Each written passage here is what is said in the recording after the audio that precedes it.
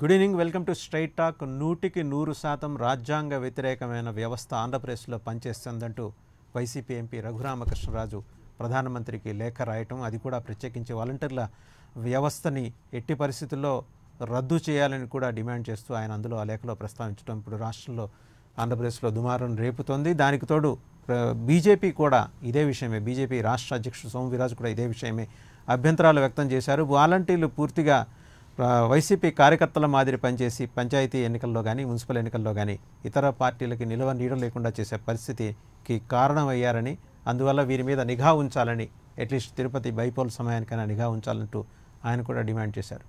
సొంత party MP బహుశా ఈ రకమైన లేఖ రాయటం ద్వారా దుమారం రేపటం అనేది వైసీపీకి మాత్రమే ఉండే ఒక సౌకర్యంగా ఇక్కడ మనం చెప్పుకోవాల్సి ఉంటుంది. అలాగే బీజేపీతో పాటు మిగిలిన పార్టీలు కూడా ఇదే అంశానికి సంబంధించి అభ్యంతరాలు లేవనెత్తున్నాయి. అయితే ఈ అభ్యంతరాలు లేవనెత్తే విషయంలో టీడీపీ కొంత ఒక అడుగు వెనకాడాల్సిన పరిస్థితి. కారణం ఏంటంటే వారు అధికారంలో ఉండగా జన్మభూమి కమిటీలు కూడా ఇప్పుడు ఈ వాలంటీర్లు చేస్తున్నట్టుగా చెబుతున్న అరాచకాలన్నీ ఆ కమిటీలు కూడా పాల్పడ్డాయనేది ఆయన మిగిలిన పార్టీల అభియోగం. అసలు వీటికి రాజ్యాంగ భద్రత ఉందా? ఆ 104 జీవో ఏంటి? ఈ అంశాలన్నిటికి సంబంధించి స్ట్రైట్ టాక్లో ఈరోజు మనతో పాల్గొంటున్నారు YCP state joint secretary Venkatareddy గారు, అలాగే సుందరపు విజయ్ కుమార్ గారు జనసేన స్పోక్స్ పర్సన్, ఇంకా మిట్టా పార్థసారథి గారు, జడా శ్రవణ్ కుమార్ గారు ఫార్మర్ జడ్జ్, అలాగే తురగా శ్రీరామ్ పొలిటికల్ అనలిస్ట్, ఇంకా కృష్ణాంజనేయులు విజయవాడ నుంచి ఆయన కూడా మనతో జాయిన్ అయ్యారు పొలిటికల్ అనలిస్ట్.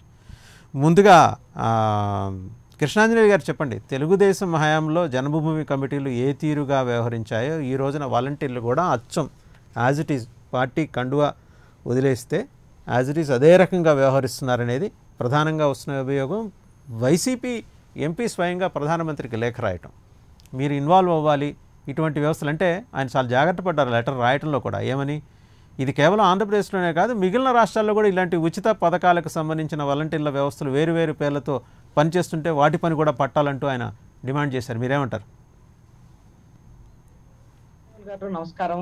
ప్యానల్ మెంబర్స్ అందరికి కూడా నమస్కారము. మీరు అన్నట్లుగా రఘురామకృష్ణరాజు గారు అధికార పార్టీ ఎంపీ, వాళ్ళ ప్రభుత్వం తీసుకున్నటువంటి నిర్ణయమేనే కేంద్ర ప్రభుత్వానికి లేఖ రాశారు. ఆయన అవన్నీ ఆ పరిస్థితులు ఏంటి అనేది మనకు తెలిసినటువంటి విషయాలు. అయితే మనం వాలంటీర్ల విషయానికి వచ్చేసరికల్లా ఈ వాలంటీర్ల యొక్క అంశాన్ని 2 కోణాల్లో చూడాల్సినటువంటి అవసరం ఉంది వాసుదేవన్ గారు. అంటే ఇప్పుడు మన చర్చ అంతా ఈ వాలంటీర్ల వ్యవస్థ అనేటువంటిది రాజకీయ పరమైనటువంటి అంశాలకు ఉపయోగపడుతుందా, అదేవిధంగా గత ప్రభుత్వము పెట్టేటువంటి జన్మభూమి కమిటీలు ఇప్పుడు ఉండేటువంటి వాలంటీర్ల వ్యవస్థకు పోలికకు సంబంధించినటువంటి అంశము. అయితే ఇది వాలంటీర్ల వ్యవస్థ ప్రజలకు ఉపయోగపడే విధంగా ప్రజలకు మెరుగైనటువంటి సేవలు అందించడం కోసం రాష్ట్ర ప్రభుత్వం తీసుకొచ్చినటువంటి ఒక విధానం. ఇక్కడ జన్మభూమి కమిటీలు అంటే పూర్తిగా తెలుగుదేశం పార్టీకి సంబంధించినటువంటి కార్యకర్తలతో వివిధ గ్రామాల్లో వేసినటువంటి జన్మభూమి కమిటీలు, దానికి ప్రభుత్వానికి సంబంధం లేదు. అవి వాళ్ళు పూర్తిగా వాళ్ళ పార్టీ కార్యకలాపాలు, ఆ పార్టీ కార్యకర్తలందరూ ఒక జన్మభూమి కమిటీ వేసి ఆ గ్రామ కమిటీ ఇచ్చినటువంటి సిఫార్సులకు అనుగుణంగా ఎవరైతే అర్హులు ఉన్నారో వాళ్ళకి ప్రభుత్వం సంబంధించినటువంటి లబ్ధికి చేకూర్చటము, ఒకవేళ వద్దు అని అంటే వాళ్ళకి చేకూర్చకుండా ఉండటము అనేటువంటిది జన్మభూమి కమిటీ మీద ఉన్నటువంటి ఆరోపణ. అయితే జన్మభూమి కమిటీలు చేసినటువంటి నిర్వాహకం వల్ల అప్పుడు తెలుగుదేశం ప్రభుత్వానికి తీవ్రమైనటువంటి వ్యతిరేకత వచ్చింది అనేటువంటిది అది ప్రభుత్వం దృష్టికి కూడా వచ్చింది. ఆ ప్రభుత్వం దృష్టికి వచ్చిన తర్వాత ప్రభుత్వం ఏం చెప్పిందంటే జన్మభూమి కమిటీలను రద్దు చేస్తున్నామని చెప్పారు.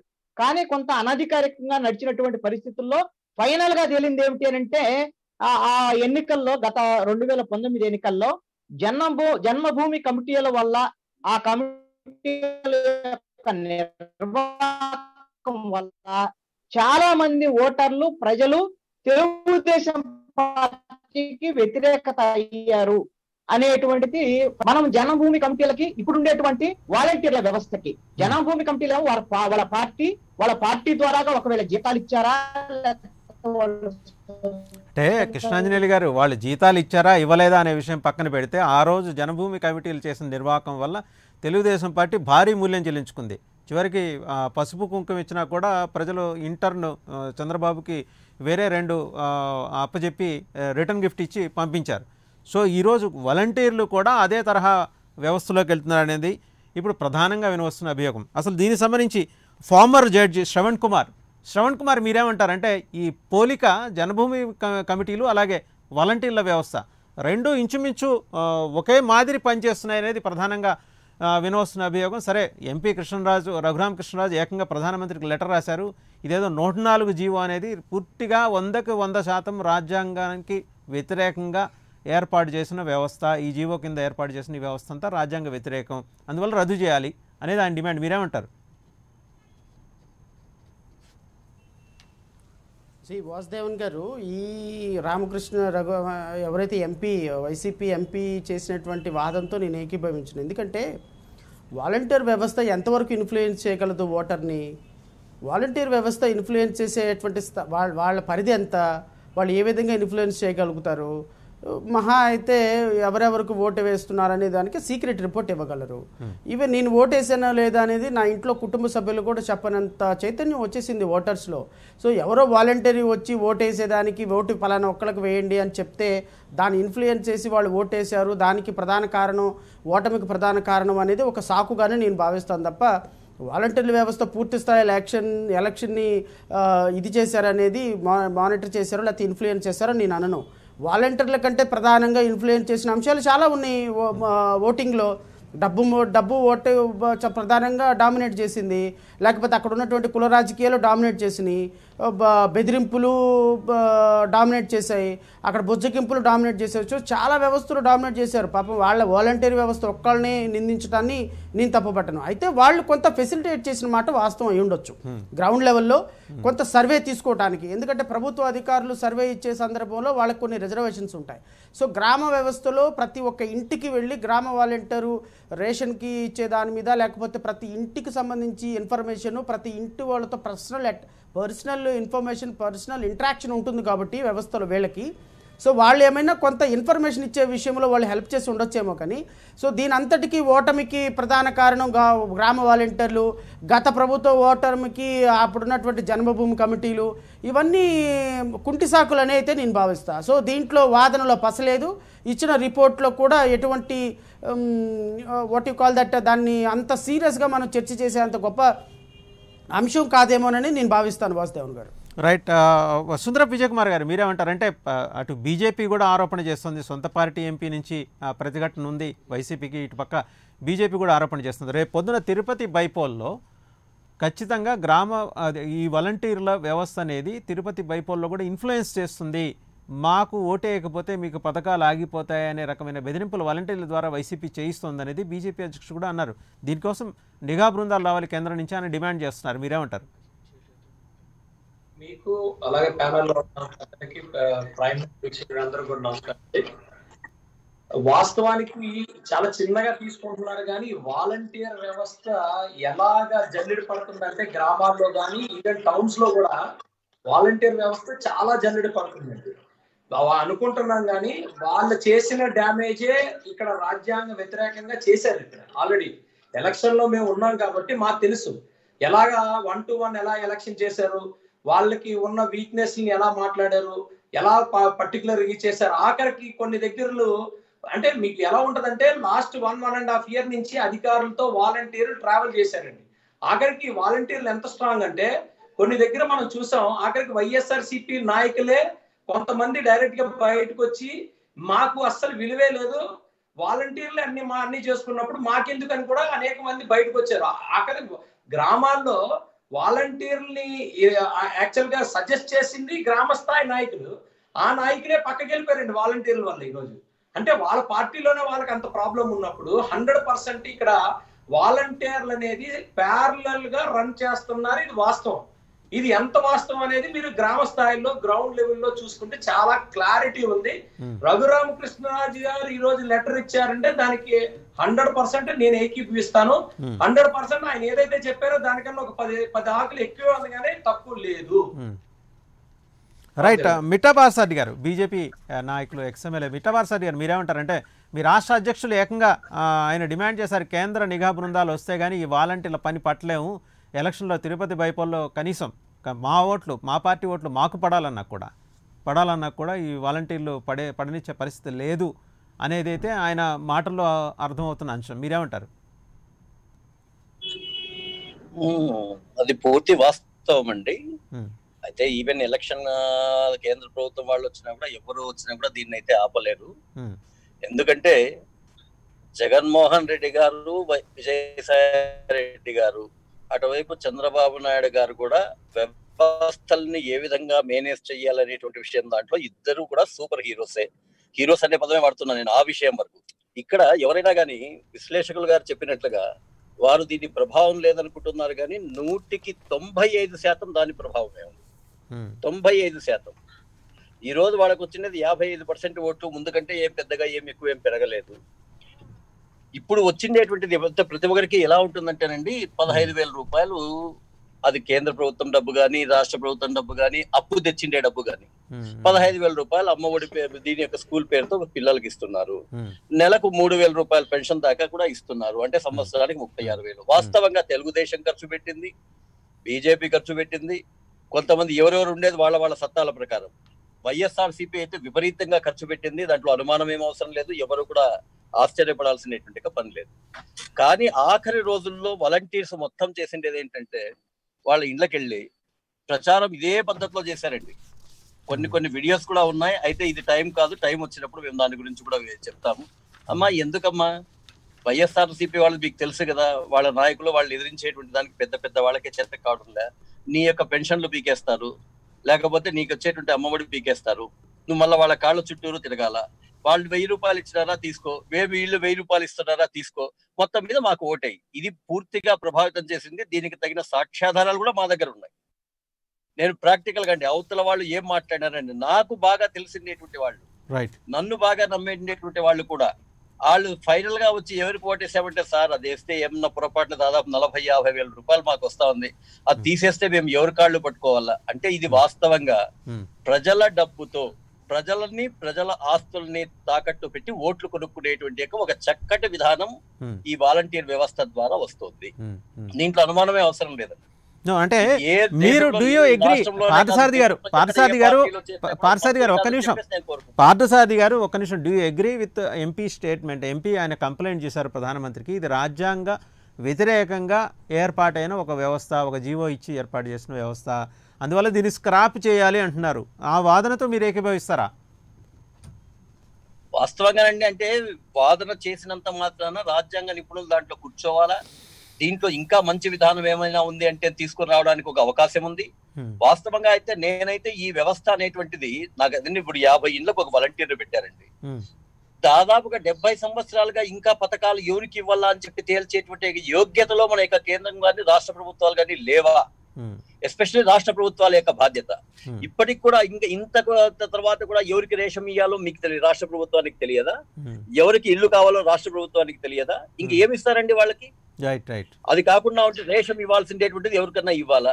ఇప్పుడు నరేంద్ర మోడీ గారు చేశారు. ఇప్పుడు రైతులకు ఏమి ఇవ్వాలనుకుంటే బ్యాంకు నుంచి డైరెక్ట్ గా అకౌంట్లు తెచ్చుకున్నారు, వాళ్ళ అకౌంట్ లోకి 6,000 పంపించేస్తున్నారు. సింపుల్ గా ఒక క్లిక్ తో వెళ్ళిపోయింది. అట్లా ఎందుకు చేయకూడదండి?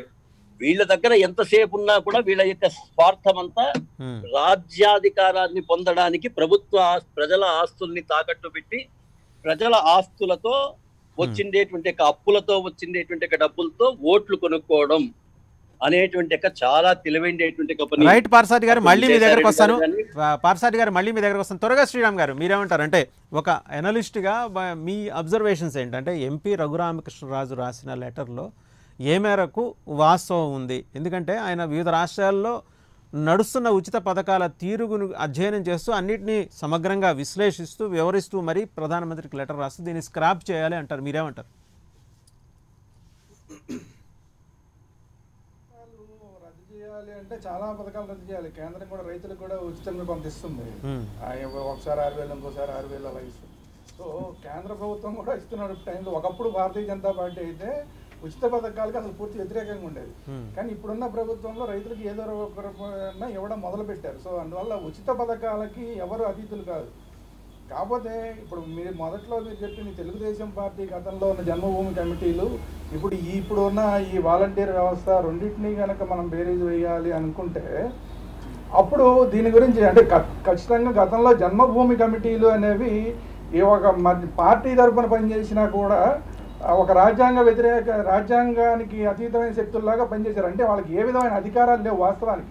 కానీ వీళ్ళ అధికారాలు లేకుండా అధికారాన్ని ఉపయోగించారు.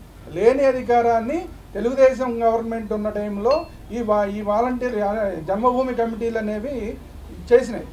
అప్పుడు అది వివాదాస్పదమైంది. కానీ ఇప్పుడు ఈ కమిటీలు అలాంటివి కాదు కదా, ఈ వాలంటీర్లు అలాంటి వాళ్ళు కాదు కదా.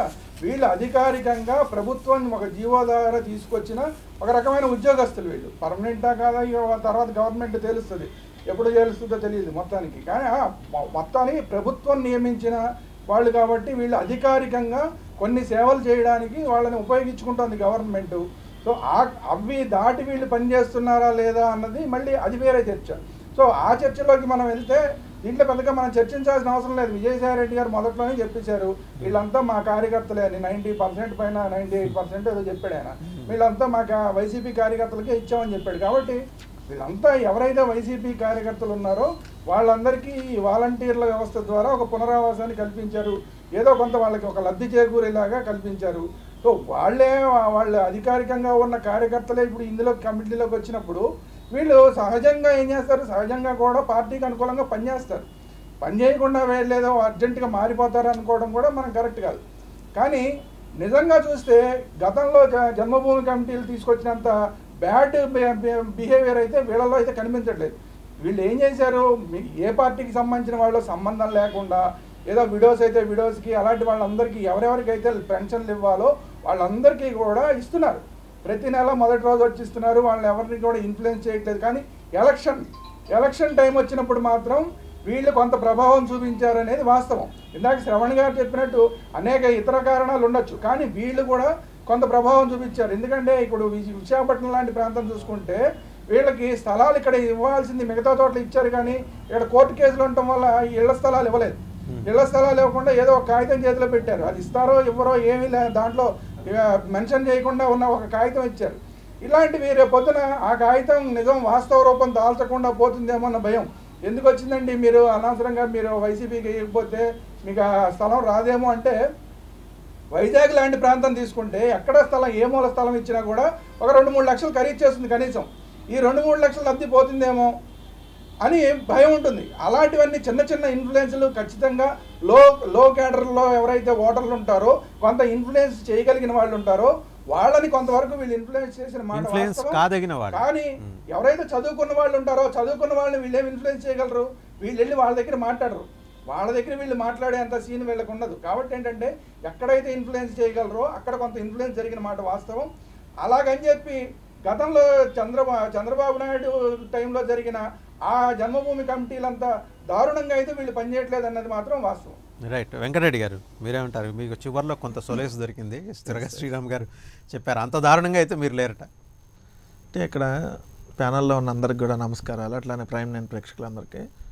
ఒక్కొక్కరు ఒక్కొక్క అంశాన్ని తీసుకొని వచ్చారు. దాంట్లో ప్రధానంగా దారుణాతి దారుణమైన ఆరోపణలు చేసింది ఒక భారతీయ జనతా పార్టీ ప్రతినిధులుగా ఉన్నటువంటి మన ఎక్స్ఎమ్మెల్యే ఎవరైతే పార్థసారథి గారే దారుణమైన ఆరోపణలు చేశారు. మిగిలిన వాళ్ళు కూడా లేదో కొంచెం చిన్న లోపాలు ఉన్నాయి అన్న తప్ప చెప్పారు తప్ప ఎక్కడా కూడా అలా. జనసేన ప్రతినిధులు కూడా కొంచెం ఘాటుగానే మాట్లాడారు వాలంటీర్ల మీద. జర్నలిస్టులు కానీ మన శ్రవణ్ కుమార్ గారు కానీ ఎవరు కూడా అంత వాళ్ళు ఏదో ఇన్ఫ్లుయెన్స్ చేసి ఓట్లు వేపిస్తారు అనే అంశాన్ని అయితే ఎక్కడ తీసుకురాలి. ఇక్కడ వాలంటీర్లు అనే దాన్ని మనం ఒక సపరేట్గా చూస్తూ ఉన్నాం. గ్రామ వాలంటీర్లు లేదంటే వార్డు వాలంటీర్లు వాళ్ళు ఎక్కడ దేనికి అనుబంధంగా పనిచేస్తున్నారు అనేది మనం తీసుకోవాలి. ఫస్ట్ గ్రామ సచివాలయాలు అంటే ఒక వ్యవస్థ, గ్రామ సచివాలయాలు అనే ఒక వ్యవస్థకి అండర్లో గ్రామ వాలంటీర్లు పనిచేస్తూ ఉన్నారు. అంటే ఒక 2000 జనాభాకు వచ్చినటువంటి ఏదైతే ఒక గ్రామ సచివాలయాన్ని ఏర్పాటు చేసిందో ఆంధ్రప్రదేశ్ రాష్ట్ర ప్రభుత్వం, దానికి అనుబంధంగా 50 ఇళ్లకు వచ్చి ఒక వాలంటీర్ పనిచేస్తూ ఉన్నారు. ఇది మనం బేసిక్గా గమనించాల్సిన పాయింట్. ఇక్కడ ఈ గ్రామ సచివాలయాల్లో 536 సేవలు అందుబాటులో ఉన్నాయి. అంటే ఈ 536 సేవలు కూడా గ్రామ వాలంటీర్ కింద వస్తాయి. అంటే గ్రామ వాలంటీర్ ప్రతి ఇంటికి వెళ్ళి అర్హత ఉందా లేదా వాళ్ళకి సంబంధించినటువంటి అన్ని వెరిఫై చేసి మళ్ళీ సచివాలయానికి అంటర్గా దాన్ని తీసుకొని వచ్చి మళ్ళీ వాళ్ళకి చేరువుగా తీసుకెళ్లాల్సినటువంటి బాధ్యత గ్రామ వాలంటీర్. మీరు థియరీ చెప్తున్నారు, అక్కడ ప్రాక్టికల్ గా జరుగుతున్నది. థియరీ విషయంలో వాళ్ళు థియరీతో ఎవరు డిస్ప్యూట్ చేయట్లేదు. వాళ్ళు అడుగుతున్నది, వాళ్ళు అంటున్నది ఏంటంటే ఈ వ్యవస్థ ఏర్పాటు చేసిందే మీరు మీ ఓటు బ్యాంక్ ని పటిష్టం చేసుకోవడానికి, పరిపుష్టం చేసుకోవడానికి అనేది మెయిన్ ఎలిగేషన్. బీజేపీ అయితే ఏకంగా కేంద్ర పరిస్థితి ఎందుకు తీసుకొచ్చుకున్నారు? జన్మభూమి కమిటీలని మీరు తోలనాడారు, ఇవాళ మీరు కూడా దానికి భిన్నంగా వాస్తవానికి ఒక్క నిమిషం నన్ను సబ్జెక్ట్ చెప్పనిస్తే ఇప్పుడు పొలిటికల్ సబ్జెక్ట్కి వెళ్తాం. ఇప్పుడు వాస్తవం జరిగింది ఏంటనేది చెప్పాను. ఇప్పుడు పొలిటికల్ సెక్టార్లోకి వెళ్దాం. ప్రధానమంత్రి నరేంద్ర మోడీ గారి గ్రామ సచివాలయ వ్యవస్థ చాలా అద్భుతంగా పనిచేస్తూ ఉంది. మిగిలిన రాష్ట్రాలు కూడా దాన్ని అతని దగ్గరకు వస్తా దాన్ని కూడా మిగిలిన రాష్ట్రాలు ఇంప్లిమెంట్ చేసేటటువంటి ఆలోచన ఒకసారి పరిశీలించమని చెప్పారు. ఇదే భారతీయ జనతా పార్టీ అధికారంలో ఉన్నటువంటి కర్ణాటక రాష్ట్రానికి సంబంధించినటువంటి ప్రతినిధుల బృందం మొన్న నవంబర్ 29, 2020 సంవత్సరంలో వచ్చి దేశానికి ఆదర్శంగా ఈ వ్యవస్థ నడుస్తూ ఉందని చెప్పి వాళ్ళు వచ్చి ఇక్కడ ఎంక్వైరీలు చేసుకుని వెళ్ళారు. మొత్తం ఇది మనం కూడా ఇంప్లిమెంట్ చేస్తే ఎట్లా ఉంటుందని. బ్రిటన్ ప్రధాని వీళ్ళందరూ కూడా ఒక సచివాలయ వ్యవస్థ దానికి అనుగుణంగా ఉన్నటువంటి వాలంటీర్ల వ్యవస్థ మీద కితాబిస్తూ ఉన్నారు. మరి రఘురామకృష్ణరాజుకి ఎందుకు నచ్చలేదంటే రఘురామకృష్ణరాజు ఎల్లో మీడియాకి అనధికార ప్రతినిధిగా మాట్లాడుతూ ఉన్నాడు కాబట్టి అతనికి నచ్చదు. అది మేమేం చేసినా కొంత సెక్టర్ ఆఫ్ మీడియాకి నచ్చదు కాబట్టి ఆయనకి నచ్చదు. మా పార్టీలో మేము వద్దు, మా పార్టీ ద్వారా వచ్చినటువంటి ఎంపీ పదవికి అనర్హత వేయటమేమని ఆల్రెడీ మేము ఏదైతే స్పీకర్ గారు కలిసి మా ఎంపీలు ఆల్రెడీ వినతి పత్రం కూడా ఇస్తున్నారు దానికి సంబంధించి. సో అతను మా పార్టీ ద్వారా గెలిచాడు కానీ మా పార్టీలో ప్రజెంట్ లేడు. మా పార్టీ ద్వారా వచ్చినటువంటి పదవిని మేము పోగొట్టాలని దానికి సంబంధించి చెప్పాము. మా పార్టీ పరంగా అయితే నాకు పదవి ఏం లేదు. మా పార్టీ ద్వారా అంటే మా పార్టీ బీఫామ్ మీద గెలిచి ఏదైతే ఎంపీ అయ్యాడో దా పదవిని వద్దు అని చెప్పి దానికి ఉండడానికి అతను అర్హుడు కాదని చెప్పి మేము డిసైడ్ అయ్యి దాని మీద అనర్హత వేయమన్నాం. రెండో పాయింట్ వచ్చేటప్పటికి ఇక్కడ జన్మభూమి కమిటీలని వాలంటీర్లని దయచేసి కంపారిజన్ చేస్తారు. ఎందుకంటే జన్మభూమి కమిటీలు మీకు ఏ విధంగా పనిచేసినాయి, ఈరోజు ప్రభుత్వ ఆధ్వర్యంలో నడుస్తున్నటువంటి వాలంటీర్లు ఎలా పనిచేశారనేది స్పష్టంగా ఇక్కడ ఉన్నటువంటి రాజకీయ పార్టీ నాయకులు అందరికీ అవగాహన ఉంది.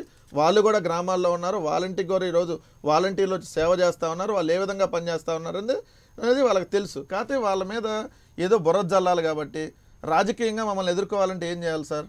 ముందు ఒక అంశాన్ని తీసుకురావాలి. అది ప్రజలు నమ్మలేదు అనుకోండి, ఇంకో అంశాన్ని తీసుకురావాలి. ఇంకా అది కూడా నమ్మట్లేదు అనుకోండి, ఇంకో అంశాన్ని తీసుకురావాలి. దాంట్లో ఒక అంశం ఈరోజు వాలంటీర్ల వ్యవస్థని తీసేస్తే ఈ ప్రభుత్వానికి ఏముండదు. అంటే ప్రభుత్వానికి ప్రజలకి మధ్య వాళ్ళు వారధిగా పనిచేస్తూ ఉన్నారు సార్. నిజంగా అప్రిషియేట్ చేయాలి. ఈరోజు 73 సంవత్సరాల స్వతంత్ర భారతదేశం అంది. మహాత్మా గాంధీ గారి కళ్ళగన్న గ్రామ స్వరాజ్యాన్ని ఇప్పటి వరకు ముఖ్యమంత్రి కానీ ఏ ప్రధానమంత్రి కానీ ప్రజల ముందుకి నేరుగా ఒక పథకం 70 ఏళ్ల తర్వాత కూడా ఇవాటికి కూడా అర్హుల్ని గుర్తించే పనిలో ఉన్నావా? పక్కన కర్ణాటకలో 6 రాష్ట్రం అధికారంలో ఉంది కదా సంగతి వదిలేయండి సార్. వాళ్ళ రాష్ట్రం ఎందుకండి, వాళ్ళ భారతీయ జనతా పార్టీ అధికారంలో ఉంది కదంటే రాష్ట్ర ప్రభుత్వాల్లో వేరే పార్టీలు ఉంటేనే వాళ్ళ మీద మనం బుర్ర జల్లడానికి రెడీగా ఉంటాం. మనం కూడా అధికారంలో ఉన్నాం కదా. మనం 7 సంవత్సరాల నుంచి ప్రధానమంత్రి మోడీ గారు అధికారంలో ఉన్నారు. ఏం చేశారు అని అంటే 53 లక్షల కోట్ల నుంచి 107 లక్షల కోట్లకు అప్పయిందని చెప్పాలి తప్ప కొత్తగా చేసింది ఏం లేదు. ఇవన్నీ మనం కూడా రాజకీయంగా మాట్లాడుకోవాలి సార్. ప్రజల దగ్గరికి డైరెక్ట్గా ప్రభుత్వం వెళ్ళి పనిచేయాలి అంతే తప్ప ప్రభుత్వం దగ్గరకు వచ్చి ప్రజలు అడుక్కొని ఓటర్లని ఇన్ఫ్లుయెన్స్ చేసే పరిస్థితిలో వాలంటీర్లు పనిచేస్తున్నారు అనేది స్పష్టంగా వాళ్ళు చేస్తున్నారు. ఒకటే మాట సమాధానం చేస్తున్నారా లేదా? మా వైఎస్ఆర్ కాంగ్రెస్ పార్టీకి అంతకుముందు కూడా బూత్ కమిటీలు ఉన్నాయి. మేము ఆ బూత్ కమిటీల ఆధ్వర్యంలోనే 151 సీట్లతో 50% పైగా ఓటింగ్తో మేము గెలిచాం. మేము ఇచ్చినటువంటి మేనిఫెస్టోని వచ్చినటువంటి మొట్టమొదటి ఏడాదిలోనే చెప్పిన దానికంటే ముందుగా చెప్పిన దానికంటే మిన్నగా ఇచ్చినప్పుడు మాకు ఈరోజు పాజిటివ్ ఓటింగ్ అనేది ఖచ్చితంగా పెరిగిద్ది. దాంట్లో ఆబ్వియస్లీ దాంట్లో వాలంటీర్లు వెళ్ళి వాళ్ళు వెళ్ళి దగ్గరుండే ఓట్లు వేపిస్తారు. పాజిటివ్ ఓటింగ్ అంటారా? పార్సారి గారు మీరేమంటారు? అది పాజిటివ్ ఓటింగా బెదిరిస్తే వచ్చిన ఓటింగా? ఎందుకంటే నిఘా బృందాలు దించాలని నేను చెప్తున్నది ఏంటంటే వాలంటీర్ వ్యవస్థ అనేటువంటి దాన్ని నేను విమర్శించడం కన్నా వాలంటీర్ వ్యవస్థను వీళ్ళు ఉపయోగించుకున్న విధానాన్ని నేను విమర్శిస్తున్నాను. వాస్తవే వాలంటీర్ వ్యవస్థ అనేటువంటిది సర్వీస్ చేయదగ్గది. It is a different issue. నిజంగా అట్లే జరిగితే ఐ విల్ అప్రిషియేట్. దాదాపు గ్రామ స్థాయి వరకు వస్తుందని. ఇక్కడైతే 2 విషయాలు. రియల్ గా అయితే ఈ ఆఫీసర్లు వీళ్ళందరూ ఏం చేయాలంటే వాళ్ళు చెప్పిండే 326 యొక్క వ్యవహారాలు ఉన్నాయి. 326 వ్యవహారాలు కూడా చట్టబద్ధంగా చేయడానికి అందరి యొక్క ఇన్ఫర్మేషన్ ప్రభుత్వం దగ్గర ఉంటుంది. పంచాయతీ వ్యవస్థ చేసేదానికి అవకాశం ఉంటుంది. రెండోది, వ్యవస్థను మెచ్చుకున్నారు కానీ వాలంటీర్ వ్యవస్థలో మోసం జరగలేదు, లేకపోతే వీళ్ళని ఇన్ఫ్లుయెన్స్ చేయలేదని చెప్పేసి కర్ణాటక వాళ్ళు కానీ ఎవరు కానీ చెప్పలేదు. రెండవది, వారు ఒక ఆరోపణ చేశారు. 55 లక్షల కోట్ల నుంచి 107 లక్షల కోట్ల రూపాయలకు మోడీ గారు అప్పు తీసుకెళ్లారండి. 57 లక్షల మీద 7 సంవత్సరాలు వడ్డీ వేస్తే 120 కోట్లు అవుతుంది. మీరు చేసిండేటువంటి అప్పుకు వడ్డీ మాత్రమే అది పెరిగిండేటువంటిది. నరేంద్ర మోడీ గారు ఎక్స్ట్రాగా ఒక పైసా అప్పు చేయాల. ఈ దేశంలో ఉండేటువంటి ప్రజల పన్నుల్ని సక్రమంగా వసూలు చేసి 14 లక్షల కోట్ల నుంచి 27 లక్షల కోట్ల సబ్జెక్టు ఈ తీసుకెళ్లారు తప్ప సంవత్సరం 12 ఆయన లక్షల ఏమీ కోట్లు అప్పు చేశారు. మన చేయలేదండి. సబ్జెక్ట్ కేవలం అప్పులు కాదు కాబట్టి నేను 55 అక్కడికి వెళ్తా. లక్షల కోట్ల అప్పు మన మీద సబ్జెక్ట్ 7 అప్పులు కాదు కాబట్టి సంవత్సరాలు అక్కడికి వెళ్తా. ఈ వడ్డీ ఒక్క సంవత్సరం 105 కోట్లు 6 లక్షల అయింది. కోట్లు కాబట్టి టార్గెట్ మోడీ ఉంటే గారికి 12 లక్షల అవకాశం కోట్లు చేసిన రైట్ కేంద్ర రైట్ అంటే ప్రభుత్వం. మన సబ్జెక్ట్ అది కాదు. ఆ సబ్జెక్ట్ అది కాదు మనం కాబట్టి నేను అప్పుల డెప్త్ జోలికి వెళ్తున్నా. వెళ్ళొద్దు. వాలంటీర్ల వ్యవస్థకు సంబంధించి మీ పార్టీ రాష్ట్ర అధ్యక్షుడు అయితే చాలా స్పష్టంగా చెప్పారు. నిఘా బృందాల నీడలో తప్పించి ఇక్కడ ఓటింగ్ జరిగే అవకాశం మృగ్యంగా ఉంది. ప్రత్యేకించి తిరుపతి లోక్సభ సెగ్మెంట్ పరిధిలో వాలంటీర్లు అంత చేటు పాతుకుపోయారు, అలా బెదిరిస్తున్నారనేది ఆయన ప్రధానంగా చేస్తున్న అభియోగం. మనం అప్పుల గురించి మోడీ గురించి తర్వాత మాట్లాడుకుందాం. Let us confine our subject to volunteers. చెప్పండి పార్సారథి గారు. ఆ విషయంలో వరకైతే మాత్రం అదైతే వాస్తవం అండి. 100% వాస్తవం. వాలంటీర్స్ ఇన్ఫ్లుయెన్స్ చేయగలుగుతున్నారు. గతంలో కమిటీలు ఏ విధంగా ఇన్ఫ్లుయెన్స్ చేయగలుగుతున్నారు. ఎందుకంటే ఇక్కడ వాలంటీర్ నేరుగా తెచ్చిస్తాడండి డబ్బులు, నేరుగా రేషన్ తెచ్చిస్తాడు. మన దేశంలో ఉండేది ఏంటంటే ఒక రకమైనటువంటి సింపతి అనేటి ఉంటుంది. అయ్యో నెల రోజులకు ప్రతిసారి ఆయన వస్తున్నాడు కదా. వాళ్ళు నిజంగా నీతివంతంగా పనిచేస్తే వీళ్ళు అప్రిషియేట్. కానీ ఇక్కడ ఏమైపోతుంది, వాళ్ళ నీతివంతంగా పనిచేయించే పరిస్థితి లేదు. పొరపాటుగా ఆ వాలంటీర్ యొక్క దీంట్లో వాలంటీర్స్ ఏ విధమైన ఇన్స్ట్రక్షన్స్ ఉన్నాయంటే మీ యొక్క బూత్స్ లో గానా సక్రమంగా ఓట్లు రాకపోతే అవసరమైతే వాళ్ళని తీసేస్తామనేటువంటి పరిస్థితి కూడా ఉంది. ఒకవేళ వీళ్ళు ఏమన్నా వాలంటీర్లకి ఎస్ ఇట్ ఈస్ పర్మనెంట్, ఎవరిని తీసేయము, రాజ్యాంగబద్ధంగా మేము 5 ఏళ్ల పాటు మీకే ఇస్తామని చెప్పేసి చెప్పగలుగుతారా? వీళ్ళ చేతుల్లో కంట్రోల్ పెట్టుకొని ఆ కంట్రోల్ ను ఉపయోగించుకొని వాలంటీర్లు కూడా ఆ కంట్రోల్ ను ఉపయోగించుకొని రైట్ పార్సారథి గారు ఒక విషయం చెప్పండి, స్పష్టంగా చెప్పండి. నిఘా బృందాల అవసరం తిరుపతి ఉప ఎన్నికకు ఉందా? మీ పార్టీ రాష్ట్ర అధ్యక్షుడు డిమాండ్ చేసినట్టుగా అలాంటి అంత భయానకమైన వాతావరణం తిరుపతిలో ఉందా? వాస్తవంగా ఉందండి, ఎక్కడైనా ఉంది. అక్కడ తిరుపతిలోనే కాదు, ఏ ఎన్నికల్లో ఎంపీటీసీ జెడ్పీటీసీ ఎన్నికల్లో కూడా వీళ్ళ ఇన్ఫ్లుయెన్స్ ఉంది. ఈ దేశంలో ఇప్పటికీ పూర్తిగా అక్షరాస్యత గానీ పూర్తిగా పేదరికం నుంచి కూడా పోయిండేటువంటి వాళ్ళు లేరు. 70 సంవత్సరాలైనా కానీ ఇప్పుడిప్పుడే కేంద్ర ప్రభుత్వ పథకాలు, హామీ లేని రుణాలు, ముద్రా యోజనలు ఇవన్నీ వచ్చిన తర్వాత కొంత డెవలప్ అవుతున్నారు. కాబట్టి ఈ రోజు కూడా అమాయకంగా ప్రజలు ఏమంటారంటే నీ పెన్షన్ తీసేస్తానంటే భయపడతారు, నీకు వచ్చే అమ్మఒడి తీసేస్తారంటే భయపడతారు. దానికి ఉపయోగపడుతున్నారు వీళ్ళు. మేము కూడా ఏంటంటే వాలంటీర్లుగా నీతివంతంగా పనిచేసే వాలంటీర్లుగా హ్యాట్స్ ఆఫ్ చెప్పాలనుకుంటున్నాను నేను.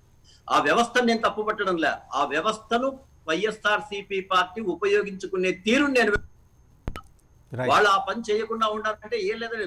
ప్రాక్టికల్ గా మీటింగ్స్ ఉన్నాయి, అందరికీ కూడా తెలుసు. అనేక రకాలైనటువంటి వీడియోలు కూడా ఉన్నాయి, ఏ విధంగా వీళ్ళు చెప్తారనేటువంటి వీడియోలు కూడా ఉన్నాయి. కాకపోతే ఈ రోజు దానికి సంబంధించి ఏమి మాట్లాడలేము. ఏం చేసినా కూడా ఇక్కడ ఒక రకమైనటువంటి మాకు 151 సీట్లు ఉన్నాయి, ఇప్పుడు దాదాపుగా 85% సీట్లు వచ్చినాయి. వాస్తవమే, ప్రజల యొక్క దీంట్లో కొన్ని ఓట్లతో మీకు వచ్చింది. కాబట్టి ఈ రోజు ఎవరు మిమ్మల్ని ఏం చేయలేరు. అయితే అహంకారంతో వెళ్లకుండా ఇంకా ప్రజలకు సేవ చేసి ఇంకా మంచిగా కూడా మీరు ఓట్లు సంపాదించుకుంటే మళ్ళీ మీ దగ్గరకు వస్తాను పార్సారథి గారు. విజయ్ కుమార్ గారు మీరు ఏదో చెప్పబోతున్నారు, చెప్పండి విజయ్ కుమార్ గారు. వాసుదేవ్ గారు చాలా క్లారిటీగా ఇక్కడ ఇందులోని అంటే వాస్తవానికి అక్కడ జన్మభూమి కమిటీ, ఇక్కడ వాలంటరీ కమిటీ రెండు కంపేర్ చేయడానికి లేదు. ఎందుకంటే జన్మభూమి కమిటీ అనేది స్ట్రైట్ గా ఆ రోజు తెలుగుదేశం పార్టీ కార్యకర్తల్ని తీసుకొచ్చి పెట్టారు. అది చాలా డైరెక్ట్ గా చెప్పిందే.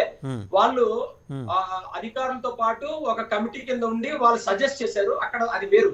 ఈ రోజు ఇక్కడ అధికారులుగా అంటే అధికారులుగా ఈ రోజు ప్రొజెక్ట్ చేసి ఇక్కడ ఇంత జెన్యూనిటీ అంతా వాస్తవానికి సిస్టమ్ ఏదైతే వాలంటీర్ అనే ఒక వ్యవస్థ మనం బయటికి చెప్తున్నప్పుడు వాస్తవానికి అది అంతా బానే ఉంది, అందరూ అప్రిషియేట్ చేయాల్సిందే. కానీ అక్కడ ఏం జరిగింది, ఫస్ట్ మీరు ఎవరిని వాలంటీర్లుగా పెట్టుకున్నారు?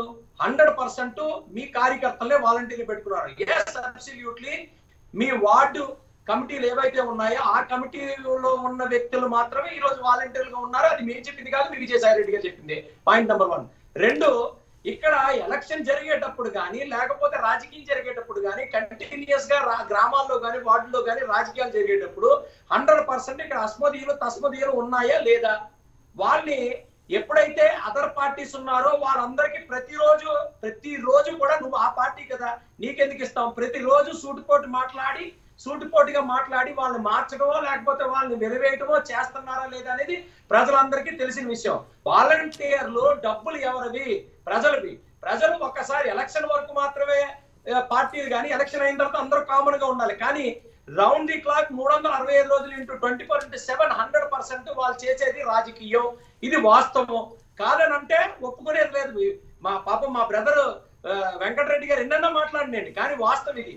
ఇప్పుడు జరిగింది కూడా ఓపెన్ చెప్తున్నా. గెలటం వాడటం తమ్ముడు బ్రదర్ ఒక్కసారి బ్రదర్ నాది లెట్ మీ కంప్లీట్ అయితే మొన్న కూడా ఇప్పుడు శ్రవణ్ కుమార్ గారు చెప్పినట్టు ఓకే కాదనట్ల గెలటం వాడటం అనేది ఎత్తులు పై ఎత్తులు ఉన్నాయి కాదనట్ల రాజకీయాల్లో ఎత్తులు పై ఎత్తులు 100%. కానీ ఇక్కడ మెయిన్ కాయిన్ ఇక్కడ ఏమైపోతుందంటే ఇక్కడ చెస్ లో మెయిన్ కీలకం ఎవరైపోతుందంటే వాలంటీర్ అయిపోయాడు. ఇది వాస్తవం. రాజకీయ క్రీడలో వాలంటీర్ అనేవాడు 100% కీ రోల్. ఇది వాస్తవం.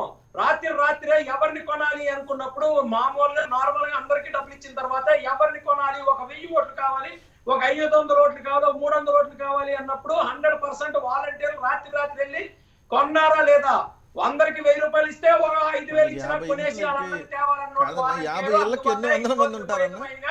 సింగిల్ సైడెడ్ గా అయ్యింది. ఇంతకుముందు చంద్రబాబు నాయుడు గారు కూడా 100% ఇలాగే మేము నెల్లూరు నంద్యాలలో గెలుస్తాము, లేకపోతే మేము కాకినాడలో గెలుస్తాము, చాలా విపరీతంగా డబ్బులు కొట్టారు. ఫైనల్ గా ఏమైంది? ఇది వాస్తవానికి వీళ్ళు టర్మ్ అంతా కూడా ఇది జరుగుతుంది, ఇవన్నీ 100% జరుగుతుంది. కానీ ప్రతి ఒక్కరికి తెలిసింది ఏంటంటే ఇక్కడ కీ రోల్ వాలంటీర్ ఏదైతే సిస్టమ్ ని మీరు బయటికి తీసుకొచ్చి ఏదైతే బయటికి చూపిస్తున్నారో అది 100% మంచి వ్యవస్థే కాదన్నట్ల. కానీ బిహైండ్ ద కర్టెన్ మీరు చేసే ప్రతి పని కూడా అది మీ ఇది కేవలం వాలంటీర్ వ్యవస్థ అనేది కేవలం వైఎస్ఆర్సీపీ బూత్ ఏజెంట్ల వ్యవస్థ. ఇది 100% రైట్.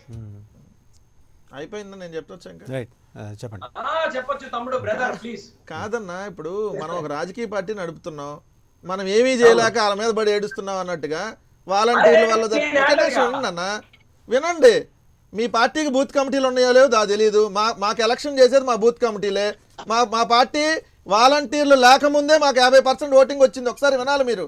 మాకు వాలంటీర్ల వ్యవస్థ అనేది ప్రభుత్వానికి వచ్చినటువంటి వాలంటీర్లు, వైఎస్ఆర్సీపీ తరపున వాలంటీర్లు కాదు వాళ్ళు. మీ పార్టీ ఉన్నటువంటి ఇంట్లోకి కూడా వెళ్ళి సంక్షేమ పథకాలు అందిస్తా ఉన్నారు.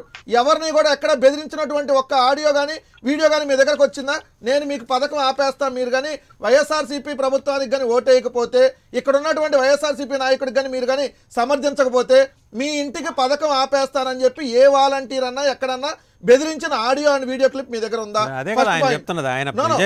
ఆయన బీజేపీ నాయకులు చెప్తున్నది అదే. అలాంటి ఆడియోలు వీడియోలు ఉన్నాయనే కదా ఆయన చెప్తున్నది. మీరు ఒకటి అంటున్నారు, ఆయన 100 ఉన్నాయంటున్నారు. ఓపెన్ చేయొచ్చు కదా ఎలక్షన్. పార్థసారథి గారు మీరు అలాంటి వీడియోలు మీరు చూపించడానికి సిద్ధంగా ఉన్నారా? మీరు ఒక ఎలిగేషన్ చేశారు, చాలా ఆడియోలు వీడియోలు ఉన్నాయి. పార్థసారథి గారు బీజేపీ చాలా వైలెంట్ మీరు దానికి సిద్ధంగా ఉన్నారు. ఇక్కడ ఉన్నటువంటి భారతీయ జనతా పార్టీకి కానీ ఈ చివరి బాక్స్ లో కూర్చున్నటువంటి జనసేనకు కానీ వాళ్ళకి అసలు బూత్ కమిటీలు ఉన్నాయా లేవా, వాళ్ళకు ఉన్నటువంటి ఓటింగ్ అంతా, వాళ్ళు పోటీ చేసినటువంటి స్థానాలన్నీ, ఇవన్నీ మళ్ళీ డిస్కస్ చేస్తే మనకి ఈ రోజు కూడా సరిపోదు. మళ్ళీ తెల్లార్లు కూర్చోవాల్సినటువంటి అంశం మీరు కూడా మా మీద ఆరోపణలు చేస్తే ఎట్లన్నా నాకు అర్థం కాదు. మీ దగ్గర ముందు పోటీ చేయడానికి క్యాండిడేట్ లేనటువంటి పరిస్థితుల్లో మీరుండి దాన్ని కప్పిపుచ్చుకోవడానికి వాలంటీర్ల వ్యవస్థ మీద కామెంట్ చేయడానికి, ఇదే వాలంటీర్లు బ్రహ్మాండంగా పనిచేస్తున్నారని చెప్పి ఇదే కితాబ్ ఇచ్చింది రఘురామకృష్ణరాజు గారే. ఇదే వాలంటీర్లు బ్రహ్మాండంగా పనిచేస్తున్నారని మీ పార్టీకి సంబంధించినటువంటి విష్ణుకుమార్ రాజు గారే పొగిడారు. ఇదే రఘురామకృష్ణరాజు 5000 శాలరీ సరిపోదు, 8000 ఇవ్వాలి, జగన్మోహన్ రెడ్డి గారు 5000 చేపించుకున్నారని మీరే మాట్లాడతారు. అటు మాట్లాడేది ఇటు మాట్లాడేది. ఒకసారి శ్రవణ్ గారు మీరేమంటారు? అంటే పొలిటికల్ గా ఉండే ఎలిగేషన్స్ అయితే ఇప్పుడు ప్రస్ఫుటంగా కనిపిస్తున్నాయి. ఎందుకంటే బీజేపీ ఈజ్ ఫ్రైటెండ్, అక్కడ ఓటు వేసే పరిస్థితి లేదు అనేది కేంద్ర నిఘా బృందాలు ఉండాలి. అంటే అంత స్థాయికి దిగజారిపోయిన వాతావరణం తిరుపతిలో ఉందా, లేకపోతే రాష్ట్రం మొత్తం కూడా అలాగే ఉందా? వాలంటీర్లు వ్యవస్థ గురించి వాళ్ళు తప్పట్ల, వ్యవస్థని వైసీపీ వినియోగించుకుంటున్న తీరుని తప్పడుతున్నారు. లైక్ జనభూమి క్యాపిటల్ని తెలుగుదేశం ఎలా దుర్వినియోగం చేసిందో వైసీపీ కూడా అదే పద్ధతి అవలంబిస్తుందని అంటున్నారు. మీరేమంటారు? వ్యవస్థని వినియోగించుకోలేని ప్రభుత్వాలు ఎవరన్నా ఉన్నాయా వాసుదేవన్ గారు? మన బీజేపీ ప్రభుత్వం వ్యవస్థల్ని వాడుకోవటం లేదా? వ్యవస్థలను వాడుకోకుండా బీజేపీ ప్రభుత్వం చాలా నిశ్చలంగా నిష్పక్షపాతంగా పనిచేస్తుందా? 100 ఇన్సిడెంట్స్ ఉన్నాయి. వ్యవస్థలను ఎట్లా నిర్వీర్యం చేస్తుందో, ఏ విధంగా సిబిఐని వ్యవస్థలను వాడుతుందో. It's not issue here. But the thing is volunteer వ్యవస్థ అనేది వాళ్ళ 5000 కోసం పాపం వచ్చి పిల్లలు పనిచేస్తున్నారు.